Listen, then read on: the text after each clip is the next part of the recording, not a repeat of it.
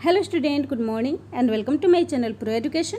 तो आज है 17 सितंबर और मैं लेकर आई हूँ आज के करंट अफेयर का मोस्ट इंपॉर्टेंट क्वेश्चन, जो बहुत ही सेलेक्टिव क्वेश्चन है और आने वाले सारे एग्जाम्स के लिए मोस्ट इंपॉर्टेंट है। तो प्लीज़ मेरे वीडियो को लाइक कर दीजिएगा, शेयर कर दीजिएगा और मेरे चैनल को सब्सक्राइब कर लीजिएगा और बेल आइकन प्रेस कर लीजिएगा ताकि आने वाले वीडियो का नोटिफिकेशन आपको मिल सके। तो चलिए शुरू करते हैं आज के करंट अफेयर का फर्स्ट क्वेश्चन। आज का पहला क्वेश्चन है, एडीबी ने वित्त वर्ष 2021 में भारत का जीडीपी कितने प्रतिशत रहने का अनुमान लगाया है? तो इसका राइट आंसर होगा ऑप्शन ए -9%। तो एडीबी यानी कि एशियाई विकास बैंक ने वित्त वर्ष 2020-21 में भारत का जीडीपी 9% संकुचन का अनुमान लगाया है और यह अनुमान एडीबी के पिछले अनुमान -4% से भी खराब है। इससे पहले एडीबी ने भारत का जीडीपी दर 2020-21 में -4% रहने का अनुमान लगाया था। चूँकि एडीबी ने वित्त वर्ष 2021-22 में भारत की जीडीपी में 8% वृद्धि की उम्मीद भी जताई है और इसके अलावा एडीबी ने 2020 में एशिया के विकास के लिए सकल घरेलू उत्पाद की वृद्धि दर -0.7% रहने का अनुमान भी लगाया है। तो इस क्वेश्चन में बात हो रही है जीडीपी की। जीडीपी यानी कि ग्रॉस डोमेस्टिक प्रोडक्ट, तो किसी देश के भीतर उत्पादित सभी माल और सेवाओं के लिए किए गए कुल व्यय को जीडीपी या सकल घरेलू आय कहते हैं। और वित्त वर्ष 2020-21 में विभिन्न रेटिंग एजेंसियों के द्वारा जीडीपी दर का अनुमान लगाया गया है,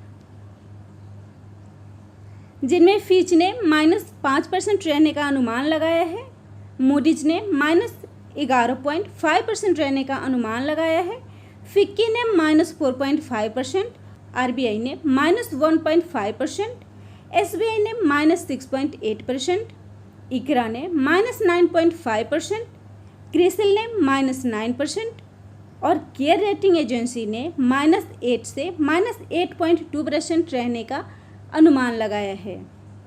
अगला क्वेश्चन है, माई फैमिली माई रिस्पॉन्सिबिलिटी अभियान का शुभारंभ किस राज्य द्वारा किया गया है? तो इसका राइट आंसर होगा ऑप्शन डी महाराष्ट्र। तो इस अभियान को महाराष्ट्र में शुरू किया गया है और इस अभियान को 2 चरणों में चलाया जाएगा, जिसमें पहला चरण 10 अक्टूबर तक चलेगा, जबकि दूसरा चरण 12 अक्टूबर से 24 अक्टूबर के बीच में होगा। और इस अभियान का उद्देश्य है बीएमसी यानी कि बृहन मुंबई नगर निगम के द्वारा नागरिकों के बुखार, कम ऑक्सीजन लेवल और अन्य कोविड-19 लक्षणों की जांच करने के लिए डोर टू डोर सर्वे करना। तो इसको शुरू करेगा महाराष्ट्र, जिसकी राजधानी है मुंबई।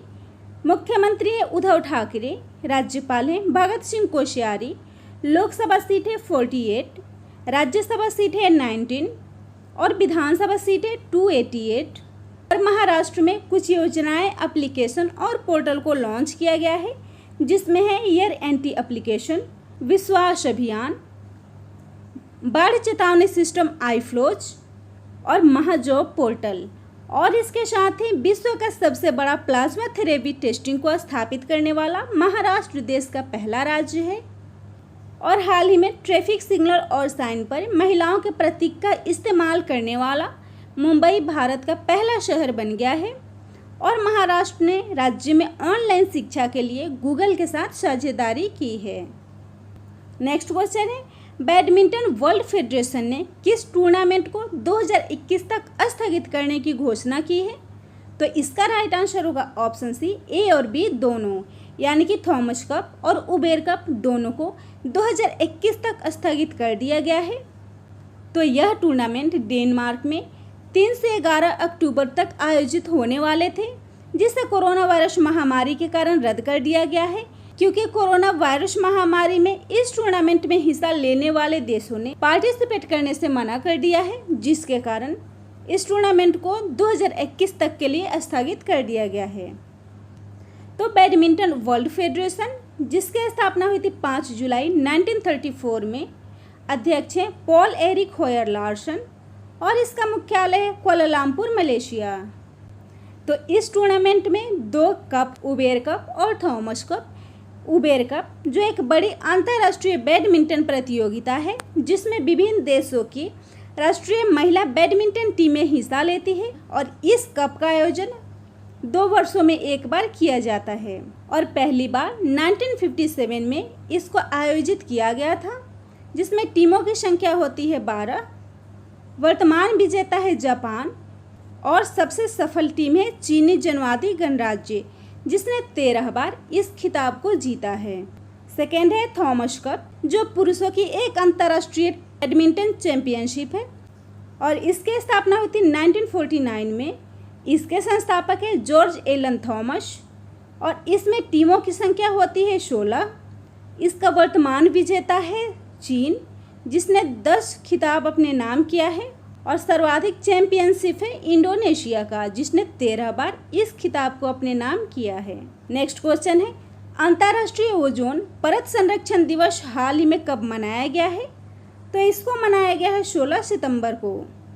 तो 16 सितंबर को प्रत्येक वर्ष international day for preservation of the ozone को मनाया जाता है और ओजोन परत गैस की एक परत है जो पृथ्वी को सूर्य की हानिकारक किरणों से बचाती है और इस प्रकार यह पृथ्वी पर जीवन को संरक्षित करने में सबसे अहम भूमिका निभाती है। और इस दिवस का उद्देश्य है ओजोन परत के संरक्षण के प्रति लोगों को जागरूक करना और इस दिवस को मनाने की घोषणा संयुक्त राष्ट्र महासभा के पर्यावरण कार्यक्रम ने 19 दिसंबर 2000 को किया था और इस बार का थीम है ozone for life 35 years of ozone layer protection. तो इसको मनाने की घोषणा की थी संयुक्त राष्ट्र पर्यावरण कार्यक्रम ने, जिसकी स्थापना हुई थी 5 जून 1972 में। मुख्यालय है नैरोबी केन्या और प्रमुख है इंगर एडरसन। तो इस क्वेश्चन में बात हो रही है सितंबर माह के महत्वपूर्ण दिवस की। तो हाल ही में 5 सितंबर को अंतर्राष्ट्रीय चैरिटी दिवस और राष्ट्रीय शिक्षक दिवस मनाया गया है।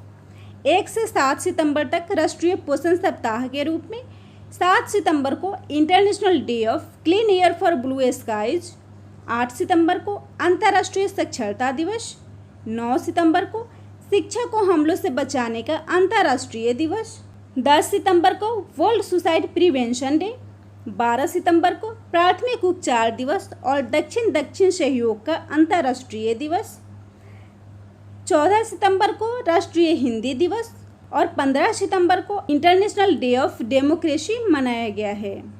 अगला क्वेश्चन है, SBI जनरल इंश्योरेंस ने किस बैंक के साथ कॉर्पोरेट एजेंसी समझौते पर हस्ताक्षर किए हैं? तो इसका राइट आंसर होगा ऑप्शन बी, यस बैंक। तो SBI लाइफ इंश्योरेंस ने यस बैंक के साथ इस समझौते पर हस्ताक्षर किए हैं और इस कॉर्पोरेट एजेंसी समझौते के अंतर्गत यस बैंक अपने ग्राहकों को जनरल इंश्योरेंस के खुदरा उत्पादों को वितरित करेगा और SBI जनरल इंश्योरेंस कंपनी के उत्पादों को 28 राज्यों और केंद्र शासित प्रदेशों में यस बैंक के ग्राहकों को पेश करेगा। तो SBI जनरल इंश्योरेंस, जिसकी स्थापना हुई थी 2009 में, मुख्यालय है मुंबई महाराष्ट्र, MD और CEO है PC कांडपाल और SBI जनरल इंश्योरेंस का ऑनर है स्टेट बैंक ऑफ इंडिया, जिसका 70% हिस्सा है और एक्सिस बैंक, जिसका 30% हिस्सा SBI जनरल इंश्योरेंस में है। और इसने हाल में सगुन गिफ्ट इंश्योरेंस पॉलिसी को लॉन्च किया है। तो यस बैंक, जिसकी स्थापना हुई थी 2004 में, इसके फाउंडर हैं राणा कपूर और अशोक कपूर। इसका मुख्यालय है मुंबई महाराष्ट्र और इसके MD और CEO हैं प्रशांत कुमार। इसके अध्यक्ष हैं सुनील मेहता और इसका मोटो है एक्सपीरियंस और एक्सपर्टीज। और यस बैंक ने हाल ही में UDMA डिजिटल वॉलेट को लॉन्च किया है। अगला क्वेश्चन है, 1 मिनट में 40 शब्दों को लिखने का वर्ल्ड रिकॉर्ड बनाने वाली आदि स्वरूपा किस राज्य से संबंधित है? तो इसका राइट आंसर होगा ऑप्शन ए, कर्नाटका। आदि स्वरूपा कर्नाटका के मंगलुरु की रहने वाली है और आदि स्वरूपा 16 वर्ष की हैं, जिन्होंने हाल ही में अपने दोनों हाथों से 1 मिनट में 40 शब्द लिखने का वर्ल्ड रिकॉर्ड बनाया है। और उनकी इस प्रतिभा को उत्तर प्रदेश की रायबरेली के लता फाउंडेशन संगठन ने एक विशेष विश्व रिकॉर्ड के रूप में घोषित किया है।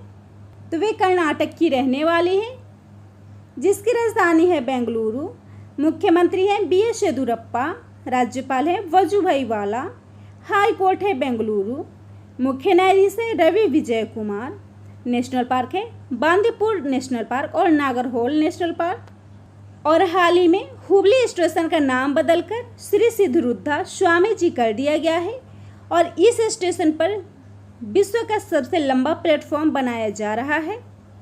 कर्नाटक में आर्टिफिशियल इंटेलिजेंस आधारित पॉड को स्थापित किया गया है जो टीबी, फ्लू और कोविड-19 जैसे रोगों को रोकने में सक्षम है। और डिजिटल इकोनॉमिक मिशन को कर्नाटक में एमएसएमई और स्टार्टअप को बढ़ावा देने के लिए शुरू किया गया है। और मूल्य निगरानी और अनुसंधान इकाई स्थापित करने वाला कर्नाटक देश का पहला राज्य है।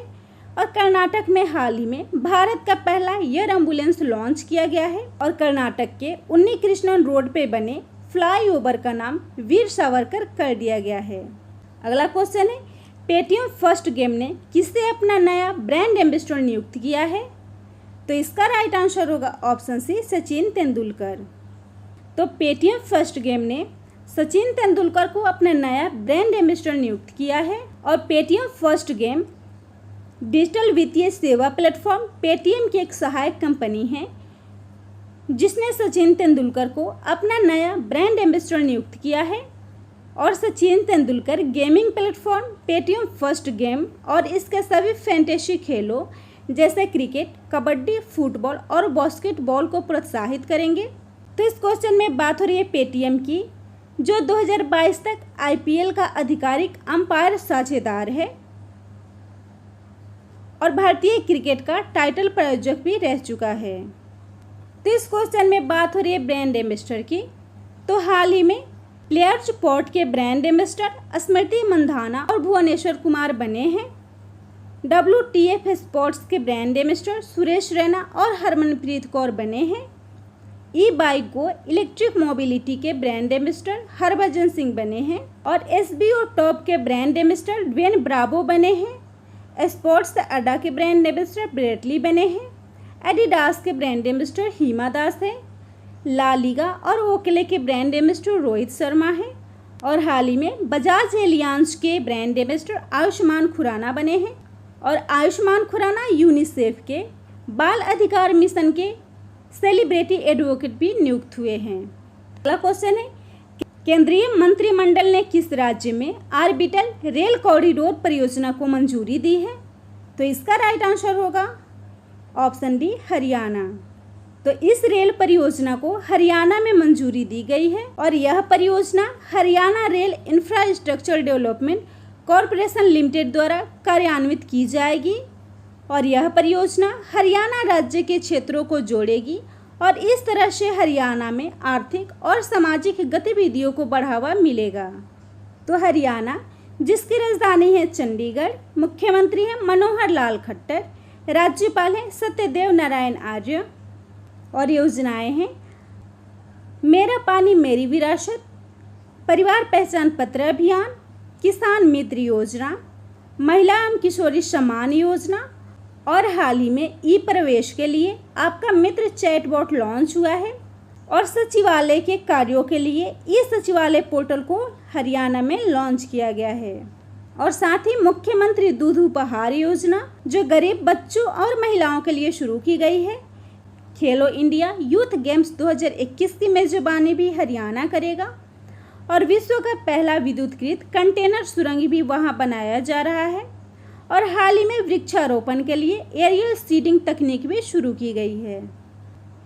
नेक्स्ट क्वेश्चन है, किस जाने माने सामाजिक कार्यकर्ता का हाल ही में निधन हो गया है? तो इसका राइट आंसर होगा ऑप्शन बी, स्वामी अग्निवेश। तो स्वामी अग्निवेश एक प्रसिद्ध सामाजिक कार्यकर्ता थे जिनका हाल ही में निधन हो गया है। और वे सामाजिक कार्यकर्ता और आर्य समाज के नेता थे और उन्हें बड़े स्तर पर गुलामी और बंधुआ मजदूरी के खिलाफ अपने काम के लिए जाना जाता था।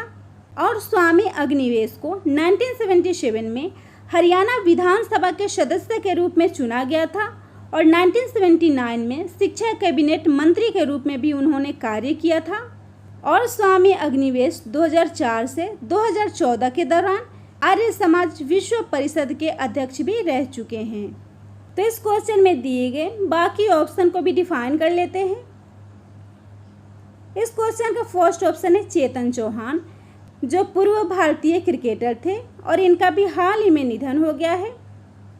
सदाशिव पाटिल जो महाराष्ट्र के पूर्व क्रिकेटर थे और इनका भी हाल ही में निधन हुआ है।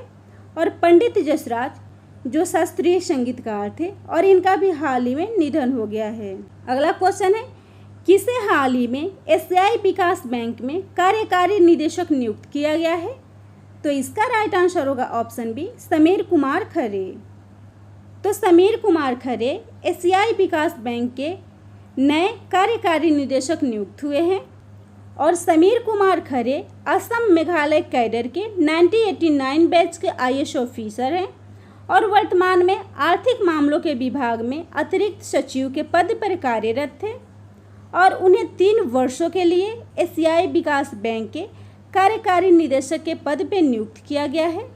तो ADB यानी कि एशियन डेवलपमेंट बैंक, जिसकी स्थापना हुई थी 1966 में, मुख्यालय है फिलीपींस और अध्यक्ष है मात्सुगु अशिकावा। तो इस क्वेश्चन में दिए बाकी ऑप्शन को भी डिफाइन कर लेते हैं। तो इसका फर्स्ट ऑप्शन है अमीश त्रिपाठी, जिनकी हाल ही में एक पुस्तक लॉन्च हुई है जिसका नाम है legend of Suheldev the king who saved India. Second है प्रमोद भसीन, जो हाल ही में ICRIER यानी कि Indian council for research on international economic relation के नए अध्यक्ष नियुक्त हुए हैं।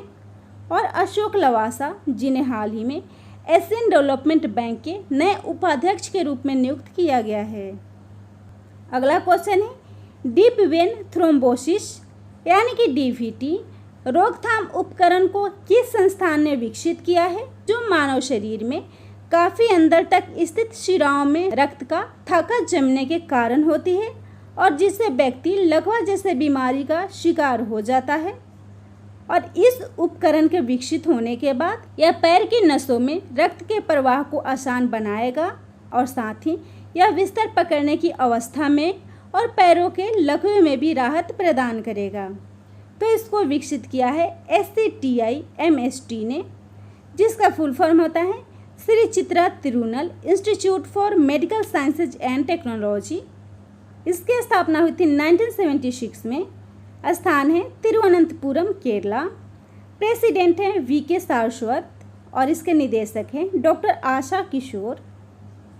और इसका मोटो है may we live and have light. तो इस क्वेश्चन में दिए गए बाकी ऑप्शन को भी डिफाइन कर लेते हैं। इस क्वेश्चन का फर्स्ट ऑप्शन है IIM कोझिकोड, जिसने हाल ही में बेली बैंड नामक एक रिस्ट वॉच को विकसित किया है जो 2 गज की दूरी से नज़दीक आने पर अलार्म के जरिए लोगों को सोशल डिस्टेंसिंग के लिए अलर्ट करेगी। सेकेंड है IIT खड़गपुर, जिसने सबसे सस्ता रैपिड टेस्टिंग डिवाइस और क्लासरूम दीक्षक को विकसित किया है और साथ ही इसे हाल ही में गांधीवादी युवा तकनीकी नवाचार पुरस्कार से सम्मानित किया गया है। और अगला है IIT कानपुर, जिसने शुद्ध सैनिटाइजिंग डिवाइस और टीचिंग सेटअप मास्टर जी को विकसित किया है।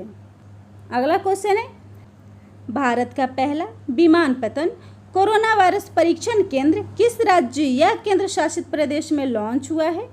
तो इसका राइट आंसर होगा ऑप्शन ए, दिल्ली। भारत में पहली बार दिल्ली के एयरपोर्ट पर इस परीक्षण केंद्र को स्थापित किया गया है और यह परीक्षण केंद्र दिल्ली के इंदिरा गांधी अंतर्राष्ट्रीय हवाई अड्डे पर स्थापित किया गया है, जिसमें टेस्ट का परिणाम 4 से 6 घंटे के अंदर दिया जाएगा और खर्च प्रति टेस्ट लगभग 2400 रुपये होंगे। और इसमें टेस्ट के लिए यात्रियों को ऑनलाइन आवेदन करते समय अपना फुल डिटेल जैसे नाम, संपर्क और वैध ID प्रमाण पत्र देना होगा। तो इसको स्थापित किया गया है दिल्ली में। मुख्यमंत्री हैं अरविंद केजरीवाल, उपराज्यपाल है अनिल बैजल।